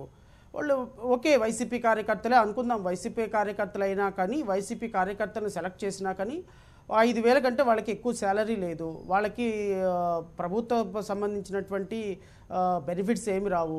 గవర్నమెంట్ మరి ఇప్పుడున్నటువంటి దుర్మార్గపు దౌర్భాగ్యపు పరిస్థితుల్లో 5,000 మాకు దిక్కు అనుకొని కొన్ని లక్షల మంది పిల్లలు పనిచేస్తున్నారు. అఫ్కోర్స్ గవర్నమెంట్లో పనిచేస్తున్నారు కాబట్టి వాళ్ళ సర్వీసెస్ని వాడుకునే పరిస్థితి ఉంటుంది. అయితే మనం కొంత ప్రతిదాన్ని పొలిటిసైజ్ కాకుండా కొంత పోలరైజ్ చేసినటువంటి ఇష్యూస్ని మనం డిస్కస్ చేయాలి. ఎందుకంటే వాలంటీర్ వ్యవస్థ అనేది 5,000 కోసం వాళ్ళు పనిచేసేటువంటి అందరూ కూడా ఇప్పుడు జన్మభూమి కమిటీలు ఈజ్ కంప్లీట్లీ పొలిటికల్ అపాయింట్మెంట్స్. జన్మభూమి కమిటీలో క్వాలిఫికేషన్ చూడలేదు, అపాయింట్మెంట్ జరగలేదు, అపాయింట్మెంట్ ఆర్డర్స్ లేవు, రిజర్వేషన్స్ ఫాలో అవ్వలేదు. కానీ వాలంటీర్ వ్యవస్థలో ఒక జీవో ద్వారా ఒక నోటిఫికేషన్ ఇచ్చారు, ఏజ్ లిమిట్ పెట్టారు, కొంత క్వాలిఫికేషన్ క్రైటీరియా పెట్టారు. సో దీని మీద నేను కొన్ని వందల కేసులు చేశాను కాబట్టి హైకోర్టులో కూడా I know the conditions service terms and conditions of appointment. కానీ మనం ఇక్కడ చూడాల్సింది ఏంటంటే అడ్వాంటేజ్ సిచ్యువేషన్లోనే ఉంది ప్రభుత్వం కొంత. ఈ వాలంటీర్ వ్యవస్థలో ఉన్నటువంటి పిల్లల్ని వాడుకొని ఎవరెవరు ఏ ఓటు వేయబోతున్నారు, ఎవరెవరు ఎక్కడికి వెళ్ళిపోతున్నారని కొంత మిస్యూజ్ చేసిన మాట వాస్తవం అయి ఉండొచ్చు. సో దానికోసం మనం ఓవరాల్గా వైసీపీ స్వీపింగ్ విక్టరీకి కారణం వాలంటీర్ వ్యవస్థ అని నింద మొత్తం వాళ్ళ మీద వేయొద్దు అంటాను నేను. వాళ్ళ మీద నింద మొత్తం వేయద్దు. మన ఎంపీ గారు చేసినట్టుగా వాలంటీర్ వ్యవస్థని రద్దు చేయాలి, వాలంటీర్లే కారణం అనుకుంటే అబ్సల్యూట్లీ రాంగ్. ఇప్పుడు కేంద్ర ప్రభుత్వం మీ చేతిలో ఉంది. కేంద్ర ప్రభుత్వం డైరెక్ట్గా రేపొద్దున పార్లమెంట్లో జరిగే చీఫ్ ఎలక్షన్ కమిషనర్ ఢిల్లీ స్థాయిలో జరిగేటువంటి ఎలక్షన్లో కేంద్ర బలగాలు వచ్చే అవకాశం లేదా? దానికి ఇంకొక పర్మిషన్ అవసరమా? కేంద్ర నిఘా వ్యవస్థలు రావడానికి అవకాశం లేదు, దానికి రాష్ట్ర ప్రభుత్వ పరిధి అవసరమా? సో కేంద్ర ఎలక్షన్ కమిషనర్ పరిధిలో జరిగేటప్పుడు డైరెక్ట్గా మీరు వాలంటీర్ వ్యవస్థ ఏదైనా తప్పులు జరిగితే సెంట్రల్ గవర్నమెంట్ ఖచ్చితంగా దాని మీద యాక్షన్ తీసుకోవచ్చు. దానికి రాష్ట్ర ప్రభుత్వ పర్మిషనో లేకపోతే స్టేట్ ఎలక్షన్ కమిషన్ పరిధిలో కాదు కదా జరిగేది. సో బీజేపీ ప్రభుత్వం దీన్ని అనవసరంగా పొలిటిసైజ్ చేయకుండా 100 కంటే తక్కువ ఓట్లు వచ్చినటువంటి బీజేపీ ప్రభుత్వం తిరుపతిలో రాజకీయాలు చేయాలి, ఓడిపోయిన వాళ్ళ మీద ఏదో మసిబూసి చేయాలి అని చెప్పే అంశాలు, దానికి ఒక క్లారిటీ ఉండాలి, దానికి ఒక బేస్ ఉండాలి. సో ఓవరాల్గా మనం వాలంటరీ వ్యవస్థని 5,000 కోసం పనిచేసే పిల్లల్ని కొంచెం ఎంకరేజ్ చేద్దాం. లోపాలు ఏమైనా ఉంటే లోపాల గురించి మనం మాట్లాడదాం, లోపాలు సరిదిద్దుదాం. మరి ఎలక్షన్ కమిషనరు హైకోర్టుకు వెళ్ళారు, హైకోర్టు వెళ్ళి వాలంటీర్ల దగ్గర నుంచి మొబైల్స్ అన్ని తీసేసుకోవాలి, ఎట్టి పరిస్థితుల్లో వాలంటీర్స్కి కమ్యూనికేషన్ ఉండకూడదు గవర్నమెంట్ నుంచి అని హైకోర్టు ఆర్డర్ చేసింది. మొబైల్స్ అన్ని వాళ్ళ దగ్గర నుంచి ఆపరేషన్ లేకుండా తీసుకున్నారు. So it was happened. So కొంత రిస్ట్రిక్షన్ చేశారు వాళ్ళని. సో ఈ సందర్భంలో మనం పోలరైజ్ చేయకుండా, ఇష్యూ మొత్తాన్ని పొలిటిసైజ్ చేయకుండా కొంత ప్రాస్పెక్టివ్గా మన బీజేపీ పెద్దలు కావచ్చు, లేకపోతే జనసేన బ్రదర్ కావచ్చు, వీళ్ళందరూ కూడా కొన్ని వ్యవస్థల లోపాలు ఉన్నాయి. ఒక వాలంటీర్ వ్యవస్థ అనేది 5%. వాసుదేవన్ గారు 5% మిస్యూజ్ చేసింది. చెప్పుకుంటా పోతే కొన్ని వందల ఇన్స్టాన్సెస్ ఉన్నాయి. డబ్బుని ఏ విధంగా ప్రధానంగా వాడారు అనే దాని మీద ఇన్స్టాన్సెస్ ఉన్నాయి. గెలిచిందంతా బలమే అనుకుంటే పొరపాటు. I'm not supporting, but the thing is volunteer వ్యవస్థ ఒక్కదాన్ని మాత్రం వాళ్ళని మాత్రం ప్రత్యేకంగా బాధ్యులు చేయటం అనే దాన్ని నేను అంగీకరించను అంటాను. రైట్. కృష్ణాంజనేయులు గారు మీరేమంటారు? అంటే శ్రవణ్ గారు చాలా క్లారిటీ ఇచ్చారు. వాలంటీర్ల వ్యవస్థ ఇన్ఫ్లుయెన్స్ చేయగలిగిన శాతం చాలా పరిమితం, 5% మాత్రమే. చాలా అదర్ ఫ్యాక్టర్స్ ఉన్నాయి. ఒకవేళ వైసీపీ గెలవటానికి చాలా ఇతర ఫ్యాక్టర్స్, దౌర్జన్యాలు కావచ్చు, డబ్బులు కావచ్చు, రకరకాల ఫ్యాక్టర్లు ఉండొచ్చు అన్నారు. కానీ వాలంటీర్లకి ఈ మొత్తం నిందని వాలంటీర్లకి అట్రిబ్యూట్ చేయడం కరెక్ట్ కాదనేది ఆయన అభిప్రాయం. గారు, నేను శ్రవణ్ గారు చెప్పినట్టు దాన్ని ఒక విషయంలో నేను ఖచ్చితంగా ఏకీభవిస్తున్నాను. వాలంటీర్ల వ్యవస్థ అనేటువంటిది అనేకమైనటువంటి సేవలను అందిస్తున్నటువంటి వ్యవస్థ. దాన్ని రద్దు చేయాలనేటువంటి ఆ విధమైనటువంటి ప్రతిపాదనని ఖచ్చితంగా మనం వ్యతిరేకించాలి. అయితే వాలంటీర్ల వ్యవస్థని రాజకీయంగా వినియోగించుకోవాలనేటువంటి ప్రయత్నం చేయటాన్ని ఖచ్చితంగా అపోజ్ చేయాల్సిందే. ఒకవేళ ప్రభుత్వంలో ఉండేటువంటి వాళ్ళు నియామకాలు చేసినా, వాళ్ళు జీతాలు ఇచ్చినంత మాత్రాన వాళ్ళు ప్రభుత్వ ఉద్యోగులు అవుతారని ఈ రోజున అధికారంలో ఉండేటువంటి వైఎస్ఆర్ కాంగ్రెస్ పార్టీకి వాళ్ళు పనిచేయాల్సినటువంటి అవసరం లేదు.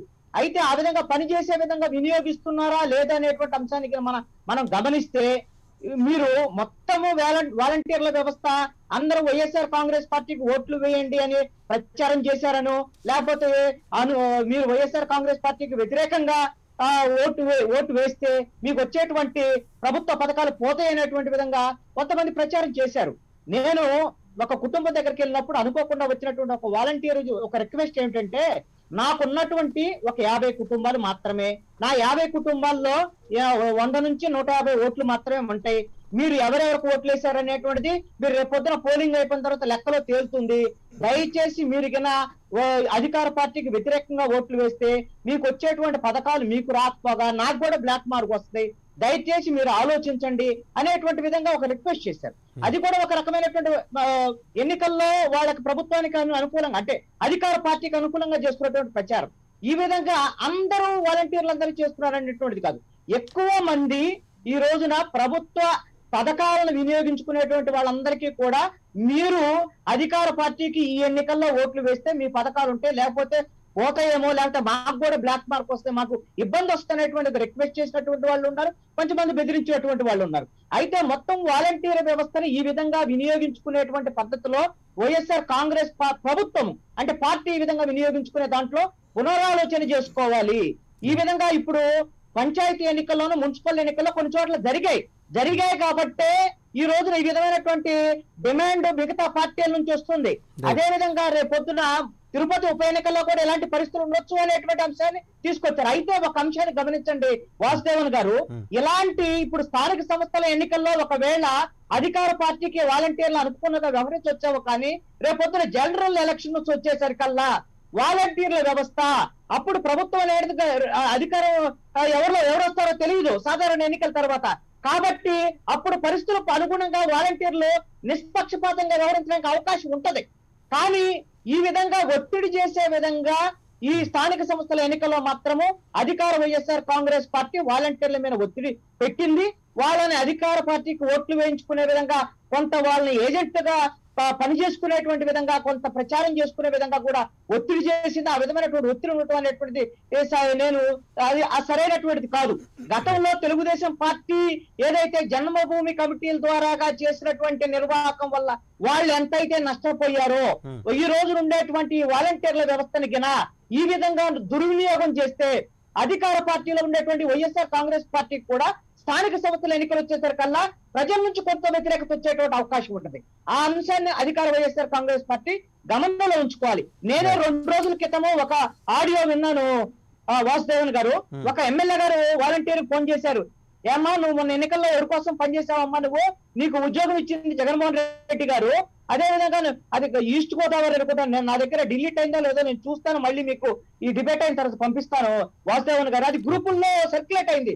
మీకు జగన్మోహన్ రెడ్డి గారు ఉద్యోగం ఇస్తే మీరు జగన్మోహన్ రెడ్డి గారికి పనిచేయకుండా వేరే వాళ్ళకి పనిచేస్తారు, ఏమమ్మా నువ్వు అంటే ఎవరు సార్ మీరు అంటే నేను ఎమ్మెల్యేని అంటున్నారు. మేము ఎవరి కోసం పనిచేసామని ఆవిడ బెత్తలు అడుక్కుంటుంది. ఆ విధంగా బెదిరించేటువంటి ధోరణి కొన్ని చోట్ల జరిగింది. ఆ విధమైనటువంటి బెదిరింపులు అనేటువంటిది వాలంటీర్ వ్యవస్థ అనేటువంటి ప్రభుత్వ ఆధీనంలో ఉండేటువంటి ఆ ప్రభుత్వ జీతాలు తీసుకునేటువంటి వాలంటీర్ల వ్యవస్థని అధికార పార్టీ రాజకీయాలకు అనుకూలంగా ఉపయోగించుకునేటువంటి విధానం అనేటువంటిది సరైనటువంటిది కాదు. రైట్ కృష్ణాంజలి గారు, మళ్ళీ మీ దగ్గరకు వస్తాను. ఒక్కసారి త్వరగా శ్రీరామ్ గారు, త్వరగా శ్రీరామ్ గారు మీరేమంటారు? అంటే చాలా క్లారిటీ చెప్తున్నారు. అంటే మాట్లాడిన వక్తల్లో బీజేపీ జనసేన అయితే చాలా స్పష్టంగా చెప్తున్నాయి వాలంటీర్ల వ్యవస్థని పూర్తిగా ఓటు బ్యాంకు రాజకీయాలకు వైసీపీ వాడుకుంటోందని. రిటైర్డ్ జడ్జి శ్రవణ్ కుమార్ గారు అయితే చెప్పారు 5% ప్రభావం చేయగల వాలంటీర్లు మొత్తం ఎన్నికల ఫలితాలను సాధించే స్థాయిలో అయితే వారు పనిచేయలేదనేది ఆయన విశ్లేషణ. మీ అబ్జర్వేషన్ ఏంటి శ్రీరామ్ గారు? ఇప్పుడు బాధితులుగా ఉన్నారు కాబట్టి సహజంగా భారతీయ జనతా పార్టీ కానీ లేదంటే ఇప్పుడు జనసేన కానీ ఖచ్చితంగా ఆరోపణ చేయడంలో ఇప్పుడు కరెక్ట్ కాదని మనం ఏం అనలేదు. ఎందుకంటే బాధితులుగా ఉన్నారు కాబట్టి. ఇప్పుడు తెలుగుదేశం సంబంధించిన వాళ్ళు ఎవరైనా ఉంటే వాళ్ళు కూడా ఇదే మాట మాట్లాడేవాళ్ళు. అయితే నేను మొదటి నుంచి చెప్తుంది ఏంటంటే ఈ వ్యవస్థలో వీళ్ళు ఉపయోగించుకున్నారు కానీ వీళ్ళు ఒక ఇన్స్ట్రుమెంట్గా పనిచేశారు. మిగతావన్నీ ఏవైతే ఉన్నాయో వీళ్ళు చెప్పిన నవరత్నాలు కానీ ఇంకోటి కానీ సంక్షేమ పథకాలు కానీ ఇవన్నీ కూడా ప్రజల్లో నుంచి ఓటుని తీసుకురావడానికి వీళ్ళు ఒక ఇన్స్ట్రుమెంట్గా పనిచేశారు. ఒకవేళ నేను ఒక్క మాట చెప్తాను, చాలా చోట్ల డబ్బు పంపిణీ జరిగింది.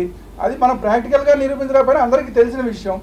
ఒకవేళ వైసీపీ పార్టీ కనుక డబ్బు పంచకుండా కేవలం ఈ ఎవరైతే వాలంటీర్లు ఉన్నారో వాలంటీర్లు ఎలాగా కార్యకర్తలే కాబట్టి వాలంటీర్ల ద్వారా వెళ్ళి మీరు వైసీపీకి ఓటేయండి వారిని ఒక మాట చెప్పిస్తే ఓట్లు వేసేవాళ్ళ. వీళ్ళు ఎవరినైతే ఇన్ఫ్లుయెన్స్ చేశారో ఆ ఇన్ఫ్లుయెన్స్ అయిన పర్సన్స్లో చాలా వరకు డబ్బు వల్ల ప్రలోభాలకు గురైన వాళ్ళలో ఎక్కువ మంది ఉంటారు. వాళ్ళు డబ్బులు లేకుండా ఊరికే వాలంటీర్ చెప్పినంత మాత్రమే వేయరు. డబ్బులు ఉంటాయి, లేదంటే ఇప్పుడు ఇందాక నేను చెప్పిన ఈ స్థలాలు కానీ లేకపోతే పెన్షన్లు కానీ వీటన్నిటినీ ఉపయోగించుకున్న మాట వాస్తవం. అయితే వీళ్ళు మాత్రమే చేశారు అంటం అనేది అంత కరెక్ట్ కాదు. ఎందుకంటే మిగతా డబ్బు ఎలాగా పనిచేసిందో పోలీసు వ్యవస్థ చాలా స్ట్రాంగ్గా పనిచేసింది. ఇప్పుడు సిటీల్లో పెద్దగా కనబడదు కానీ బయట పంచాయతీ ఎలక్షన్లప్పుడు కానీ ఇతరత్ర అప్పుడు కానీ పోలీసు వ్యవస్థ కూడా చాలా దారుణంగా పనిచేసింది, వైసీపీకి అనుకూలంగా పనిచేసింది. వీళ్ళే మెయిన్గా భయపెట్టిన వాళ్ళు వీళ్ళు.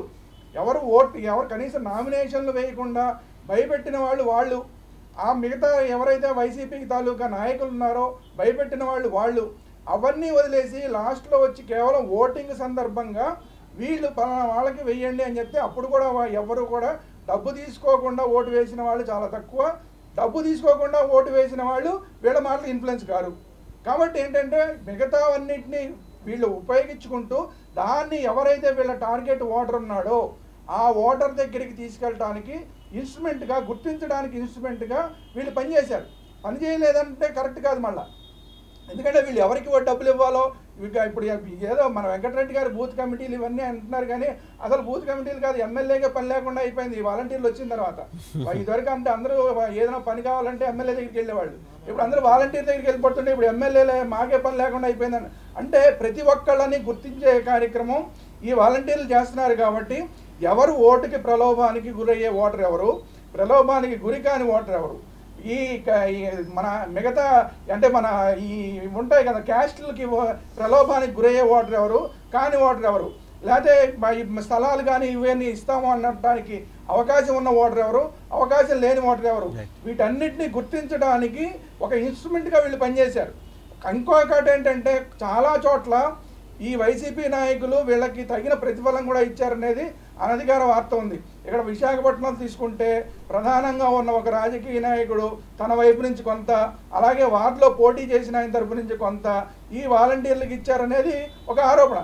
అంటే ఇలాంటివన్నీ అంటే వీళ్ళని ఉచితంగా ఏం వాడుకోలేదు, కేవలం 5,000కి మాత్రమే నెలవారీ జీతంగా ఇచ్చిన 5,000కి మాత్రమే వాడుకోలేదు, ఇతరత్రా కూడా కొంత ప్రతిఫలం కూడా ఇచ్చారు. ఆ ప్రతిఫలానికి తగ్గట్టుగా వాళ్ళు కూడా పనిచేశారు. అయినంత మాత్రం ఫైనల్ గా అంటే మీరు ఎంపీ రాసిన లెటర్ తోటి తురగా శ్రీరామ్ గారు ఎంపీ రఘురామకృష్ణరాజు రాసిన లెటర్ ప్రధానమంత్రిని అడ్రస్ చేసి ఆయన దీన్ని స్క్రాప్ చేయాలి, ఇది రాజ్యాంగ వ్యతిరేకంగా, రాజ్యాంగబద్ధంగా ఏర్పడిన సంస్థ కాదు, వ్యతిరేకంగా ఏర్పడిన సంస్థ 104 జీవో కింద, ఇలాంటివి ప్రమాదకరం అని ఆయన రాసిన లేఖలోని అంశాలతో మీరు ఏకీభవిస్తారా? అంటే ఏకీభవించాల్సిన అవసరం లేదండి. ఎందుకంటే వ్యవస్థ మామూలు సందర్భాల్లో ఈ వ్యవస్థ బాగానే పనిచేస్తుంది. ఇప్పుడు ఎలక్షన్ టైంలో కొంత దుర్వినియోగం జరిగిన మాట అయితే ఖచ్చితంగా వాస్తవం. అంత మాత్రం చేత వ్యవస్థ మొత్తాన్ని రద్దు చేయాలంటే ఇప్పుడు పోలీస్ వ్యవస్థ మొత్తాన్ని తీసిపడేయాలి, అలా చేయలేం. కాబట్టి ఇప్పుడు ఈ ఎలక్షన్లు అయిపోయినాయి, ఇక్కడ నుంచి ఒక జడ్పీటీసీ ఎంపీటీసీ ఎన్నికలు అయిపోయిన తర్వాత ఇంక ఈ పని కూడా ఉండదు. మిగతా 3 ఏళ్ళు వీళ్ళు సక్రమంగా పనిచేస్తారు. మిగతా 3 ఏళ్ళు సక్రమంగా పనిచేసే వ్యవస్థను మొత్తం తీసేయాలంటే కరెక్ట్ కాదు. దీంట్లో ఉన్న లోపాలు ఏవైతే ఉన్నాయో వాటిని సరిదిద్దాల్సిన అవసరం ఉంది. గతంలో తెలుగుదేశం ఏదైతే గుణపాఠం నేర్చుకుందో ఆ గుణపాఠాన్ని వైసీపీ నేర్చుకోకపోతే రేపు జడ్పీటీసీ ఎంపీటీసీ ఎన్నికల్లో గెలవచ్చు, కానీ 3 ఏళ్ల తర్వాత జరిగే జనరల్ ఎలక్షన్లో మళ్ళీ వీళ్ళతో ఇదే విధంగా పనిచేయించుకుందాం అనుకుంటే ఇప్పుడు 3 ఏళ్ళు వైసీపీ ఉంటుంది కాబట్టి వీళ్ళ ప్రభావం పడుతుంది, కానీ మర్నాడు వైసీపీ ఎవరు వస్తారో అప్పుడు వీళ్ళ ప్రభావం ఏమాత్రం ఉండదు. కాబట్టి ఏంటంటే వ్యవస్థను సక్రమంగా నడిపించడం ఇంపార్టెంట్ తప్ప వ్యవస్థని రద్దు చేయడం. రైట్. పార్సాటి గారు మీరేమంటారు? అంటే మీరు చాలా వైలెంట్ ఎలిగేషన్ చేశారు, దానికి వెంకటరెడ్డి గారు ఆయన సమాధానం ఆయన చెప్పారు, అలాగే రిటైర్డ్ జడ్జి శ్రవణ్ కుమార్ గారు స్పష్టంగా చెప్పారు 5% మాత్రమే ఉన్న వాలంటీర్లు ఏ మేరకు ఓటింగ్ శాతాన్ని ప్రభావితం చేయగలరు, అది పరిగణలోకి తీసుకోవాల్సిన అంశం. బీజేపీ ఎక్కువగా భయపడుతోందా, లేకపోతే దాన్ని ఎక్కువగా ఇష్యూ చేయాలని చూస్తోందా? మేము భయపడడం లేదండి, ఒకటైతే గుర్తుంచుకోవాలి. వారే చెప్పారు 100 కన్నా తక్కువ ఓట్లు వచ్చాయి మాకు అని. మేమేం దానికి తెలిసి డిబేట్ చేయడం లేదు కదా. 100 కంటే తక్కువ ఓట్లు వచ్చినాయంటే మేము ప్రజలు అది చేయలేదని, మేము ప్రజల్ని ఇంకా చైతన్యవంతులు చేయాలని ప్రయత్నం చేస్తాం తప్ప మేమేం సిగ్గుపడలే. 2% ఓట్లు ఉండేటువంటి దాంట్లో కూడా మేము దాదాపుగా వాజ్పేయి గారు 98లో ఉన్నప్పుడు 21% కూడా ఓట్లు వచ్చినాయి. ఆ రోజు మా దగ్గర కనీసం మెంబర్షిప్ కూడా అంత పెద్దగా ఉండేటువంటిది కాదు. చాలా రకాలైనటువంటి ప్రభావితాలు పనిచేస్తాయి. ఎంపీ ఎలక్షన్స్ వచ్చినప్పుడు మేమేమి ఎక్స్పెక్ట్ చేస్తాం, ప్రజలు పంచాయతీ ఎన్నికలకి దీనికి వ్యతిరేకంగా ఉండేటువంటిది స్థానికంగా చూసి ఉంటారు. దేశంలో ఈ రోజు నరేంద్ర మోడీ గారు దేశం మొత్తంలో కూడా దాదాపుగా 67%తో ప్రధానమంత్రిగా మంచి పేరుంది కాబట్టి మేము గెలుస్తామని అనుకుంటాం. మేము దాని విషయాన్ని మేము ప్రచారం చేస్తాం. కాబట్టి భయపడటం అన్న ప్రసక్తి లేదండి. భారతీయ జనతా పార్టీ కాశ్మీర్లో ఇంకా మరి నిఘా బృందాలు అవసరం ఏంటండి? 5% ఉన్న వాలంటీర్ల గురించి మీరు నిఘా బృందాలు ఏర్పాటు చేయాల్సినంత నెసిటీ ఉందని బీజేపీ ఎందుకు భావిస్తుంది? స్ట్రైట్ క్వశ్చన్ పార్సాటి గారు. మనం ఇంకా దేశానికి సంబంధించిన రాజకీయాలు వద్దు, మనం ఇక్కడ కన్ఫైన్ అవుదాం, ఆంధ్రప్రదేశ్ కన్ఫైన్ అవుదాం. 5% మాత్రమే ఉన్న వాలంటీర్లు ఎన్నికల సరళిని ప్రభావితం చేసే స్థాయికి ఎదిగారని మీరు చేస్తున్న అభియోగాల్లో వాస్తవం ఎంత? సార్ నేనైతే శ్రవణ్ గారిని కూడా నేను ప్రాక్టికల్ గా ఇంకా వీలైతే వాళ్ళకి రిక్వెస్ట్ చేస్తున్నా నేను మీకు, ఎందుకంటే మీరు మాట్లాడినప్పుడు చాలా మంది మీకు వాస్తవాలు తెలియజేస్తారు. గ్రామాల్లో కొన్ని చోట్ల ఓవరాల్ గా ఫోన్ చేయండి సార్, ఏదో ఒక నంబర్ తీసుకొని ఫోన్ చేసి అయ్యా ఏ విధంగా ప్రభావితం జరుగుతుంది అనేటువంటిది మీరు కనుక్కుంటే తప్పనిసరిగా మేము చేసే వాదాన్ని మీరు కూడా అంగీకరిస్తారని చెప్పేసి నేను ఎక్స్పెక్ట్ చేస్తున్నాను. నేను ఎందుకంటే మా ఇంటి పని మనిషి, నేను ప్రాక్టికల్ గా చెప్తున్నాను. మా ఇంటి పని మనిషి ఆ వార్డులో పోయి ఓటు వేసేటప్పుడు అక్కడైతే బీజేపీ నిలబడలేదు అనుకోండి, అక్కడ యాక్చువల్ గా వాళ్ళందరూ వాళ్ళ యొక్క క్యాస్ట్ వాళ్లే మొత్తం అంతా కూడా తెలుగుదేశం వాళ్ళందరూ కూడా నిలబడ్డారు. కానీ ఆమె వచ్చిన తర్వాత స్పష్టంగా ఆమె అదే చెప్పడం జరిగింది. సార్ వాటికి పోయిన తర్వాత మా అమ్మకు వీళ్ళందరికీ కూడా వాళ్ళు ఒకటే మాట చెప్పినారు, నేను ఒక్కడిని మాత్రమే వేశారు, మా వాళ్ళు మాత్రం మొత్తం అంతా దానికి వేశారు, ఎందుకంటే మీ యొక్క పెన్షన్లు అవి తీసేస్తాం. ఇది వాస్తవం అండి. దీంట్లో ఎవరు, ఈవెన్ వెంకటరెడ్డి గారికి తెలుసు, జగన్ గారికి తెలుసు, విజయసాయి రెడ్డి గారికి తెలుసు, ఈ యావత్తు ప్రపంచానికి కూడా తెలుసు. దాంట్లో అయితే అనుమానం లేదు. అయితే మనం దాన్ని ఏ విధంగా సెర్చ్ చేయాలనేటువంటి విషయంలో ఈవెన్ ఇప్పుడు రఘురామకృష్ణరాజు గారు ఇచ్చినంత మాత్రం దాన్ని తీసేయాలని కాదు కదా, రాజ్యాంగబద్ధంగా ఏ విధంగా తయారు చేయాలనేటువంటి దాంట్లో అవకాశాలు ఉంటే చూడడం మంచిది. వ్యవస్థను ఉపయోగించుకునేటువంటి వైఎస్ఆర్సీపీ విధానాన్ని, అధికార పార్టీ యొక్క విధానాన్ని నేనైతే ఇప్పుడు తప్పుపడతాను. వాస్తవం జరుగుతోంది అని మాత్రం నేను విజ్ఞప్తి చేయాలి. Right Venkatareddy, please conclude. Sir ఇప్పుడు రాజకీయ నాయకులే ప్రభావితం చేయలేరు కొంతమంది. అంటే వాలంటీర్లు వెళ్ళిపోయి మీరు చెప్పేయంగానే ఓట్లు వేస్తాం లేకపోతే పథకాలు తీసేస్తామంటే, మేము పథకాలు ఆ పార్టీలకు అతీతంగా పెట్టాం సార్. ప్రభుత్వం తరఫున పనిచేస్తున్నారు వాళ్ళు, వైఎస్ఆర్సీపీ తరఫున పనిచేయట్లా. మేము అసలు తెలుగుదేశం, జనసేన, బీజేపీ వాళ్ళకి ఇవ్వం కదా. అట్ట అనుకుంటే పథకాలు ఇచ్చి మళ్ళీ మీరు ఓట్లు అయిపోతే తీసేస్తామని ఎందుకంటారు? ఇది బేస్లెస్ ఎలిగేషన్. ఎందుకంటే పార్సారథి గారు చెప్తే అక్కడ ఏం జరిగిందో, ఆమె ఎందుకు వాళ్ళు మిగిలిన వాళ్ళు ఎందుకు ఓటేశారు, వాళ్ళకి పింఛన్ అవన్నీ వస్తున్నాయి కాబట్టి ఈ ప్రభుత్వం బాగా పనిచేస్తుంది, తెలుగుదేశం అయ్యాలని మాకు సరిగ్గా రాలేదన్న ఆలోచనతో వాళ్ళు వేసి ఉండొచ్చు కదా. అది ఎందుకు మనం థింక్ చేయట్లేదు అన్న? ఇక్కడ ఒక్కటే పాయింట్ మీరు గమనించండి. జనసేన కానీ భారతీయ జనతా పార్టీకి కానీ రేపొద్దున ఇప్పుడు తిరుపతి ఎన్నికల గురించి మీరు ఏదైతే లెటర్ రాశారు కాబట్టి కన్క్లూజన్లో ఇక క్లోజ్ అయిపోతుంది కదా డిబేటు. ఒకటే పాయింట్, రాష్ట్రానికి సంబంధించి ఇదిగో ఇది చేస్తే బాగుండిద్ది అన్న, ఇది చేయండి మోడీ గారు అని చెప్పి లెటర్ రాస్తే కనీసం హర్షించి ఆ నోటా కంటే ముందుకు నెడతారు మిమ్మల్ని. అంటే 3వ ప్లేస్లోకి 2వ ప్లేస్లోకి నెడతారు. మీరు ఈ బేస్లెస్ వాలంటీర్ వ్యవస్థ రద్దు చేయండి, లేదంటే కేంద్ర బృందాలు రండి, లేదంటే వీళ్ళ కింద శాలరీలు ఇస్తున్నారు, ఇవన్నీ చేస్తూ ఉంటే మీకు వేసేటటువంటి 4 ఓట్లు కూడా రావు. దాని గురించి మళ్ళీ ఒకసారి థింక్ చేస్తే మీరు. రైట్, థ్యాంక్ యూ వెంకటరెడ్డి గారు, థ్యాంక్ యూ పార్సారథి గారు, అలాగే విజయ్ కుమార్ గారు, శ్రవణ్ కుమార్ గారు, శ్రీరామ్ గారు, అందరికీ ధన్యవాదాలు. ఇది ఈరోజు స్ట్రైట్ టాక్. మరి కాసేపట్లో న్యూస్ బులెటిన్ ప్రసారం అవుతుంది. చూస్తూనే ఉండండి ప్రైమ్ 9. నిజం ఇదే మా ఇజం.